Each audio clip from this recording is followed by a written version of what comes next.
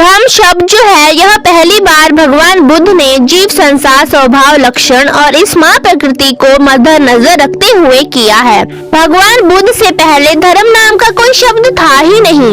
इस धम्म शब्द को तो पहली बार भगवान बुद्ध ने कहा है।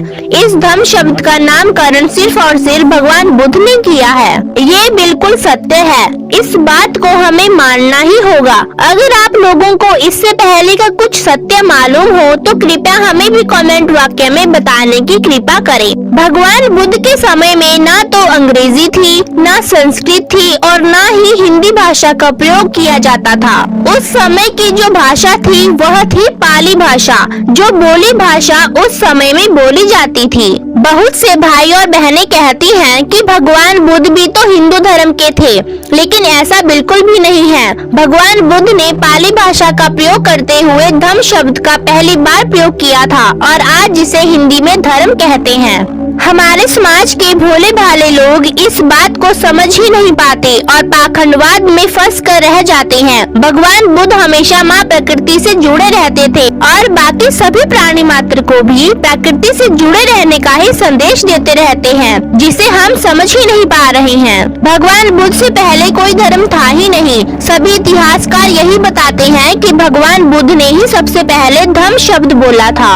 जब तक हमारे समाज के लोग शिक्षा ग्रहण नहीं करते तब तक वह तर्क वितर्क नहीं कर सकते। इसीलिए तो बाबा साहब कहते हैं कि शिक्षित बनो, तब जाकर भगवान बुद्ध की महान विरासत के बारे में जानने को मिलेगा। अभी भगवान बुद्ध के ऊपर काफी रिसर्च चल रही है। जैसे जैसे रिसर्च होती जाएगी वैसे वैसे और भी बहुत सी जानकारियाँ सामने आती जाएंगी, जिससे हमारा समाज काफी जागरूक होगा। भगवान बुद्ध के जो भी बौद्ध विहार थे उन सभी को जला दिया गया था, तोड़फोड़ करके नष्ट कर दिया गया था। 12वीं और 13वीं सदी में जो नालंदा विश्वविद्यालय था, जो कि विश्व का सबसे बड़ा विश्वविद्यालय था, उसे भी जला दिया गया था। आज भी पूरे विश्व में नालंदा विश्वविद्यालय की तरह कोई भी विश्वविद्यालय नहीं है। हमारे कहने का मतलब है कि भगवान बुद्ध की प्रत्येक पहचान मिटा दी गई थी और यही मुख्य कारण रहा है आज भी लोगों की बुद्ध धर्म के प्रति जागरूकता नहीं है। हमारे समाज के लोग अपना असली इतिहास जान ही नहीं पा रहे हैं।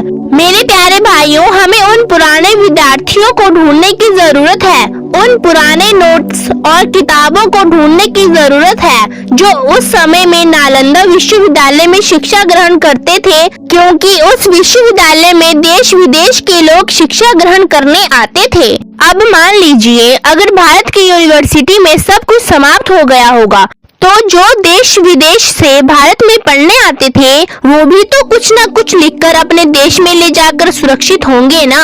इसलिए हमें आज भगवान बुद्ध की उन पुरानी ऐतिहासिक किताबों को खोजने की जरूरत है जो कि भगवान बुद्ध के समय की हो। फ्रेंड्स, भगवान बुद्ध किसी भी धर्म के नहीं थे और न ही उनके समय में यह धर्म शब्द का प्रयोग होता था। वह न हिंदू थे और न ही मुसलमान, वे तो केवल बुद्ध थे। फ्रेंड्स, आज हमारे समाज को असलियत जानने की आवश्यकता है। अपना इतिहास और अपना वंश जानने की जरूरत है। बाबा साहब कहते हैं जो अपने इतिहास को नहीं जानता वह नौकर और गुलामी का जीवन जीता है, वह मालिक कभी नहीं बन पाता। बाबा साहब ने वोट नामक हथियार हम सभी को दिया है जो कि इस देश का शासक बनाने की पावर रखता है। जैसे कि बहन मायावती 4 बार यूपी की मुख्यमंत्री रही और नगीन से चंद्रशेखर भाई आजाद सांसद हैं। इसी तरह हमारे सभी समाज के भाई बहनों को एकजुट होकर आगे आना होगा और नया भारत बनाकर इसका इतिहास रचना होगा। अगर आपको वीडियो अच्छी लगी हो तो प्लीज सब्सक्राइब जरूर करें, बेल आइकन जरूर प्रेस करें और हाँ, कमेंट जरूर करें, शेयर भी करें। जय भीम, जय भारत, जय बुद्धाय नमः।